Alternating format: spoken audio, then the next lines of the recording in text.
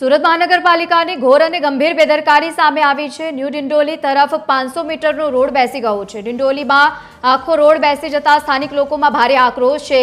પાલિકાની pre monsoon કામગીરી પર પણ અનેક સવાલો ઊભા થયા છે। થોડા દિવસ અગાઉ પણ બનેલો આ રોડ અત્યારે બેસી ગયો છે અને વહેલી સવારે એક ડમ્પર રોડ સાથે જમીનમાં ધસી પડ્યું હતું।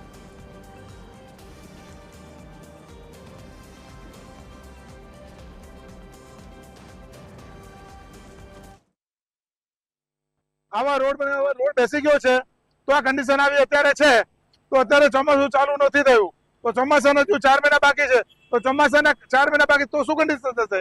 અત્યારે 100 જગ્યાએ આવા 200 જગ્યાએ 500 જગ્યાએ એસએમસીના કામ થયેલા છે સુરત મહાનગરપાલિકાના સુરતની અંદર, તો બીજી જગ્યાએ શું સ્થિતિ હશે? આનાથી બહુ ખરાબ સ્થિતિ હશે। તો એના માટે ભ્રષ્ટાચારને રોકવા માટે સખ્તમાં સખ્ત કાર્યવાહી કરવી જોઈએ અને ચેકિંગ કરવું જોઈએ। સ્થળ ઉપર ચેકિંગ કરવું જોઈએ, પાણી મુકાયું નહીં મુકાયું, જે સ્થળ ઉપર હાજર હતા, જે લોકો કામ કર્યા એમને ઉપર કેસ થવા જોઈએ, એમની પર સખ્ત કાર્યવાહી થવી જોઈએ।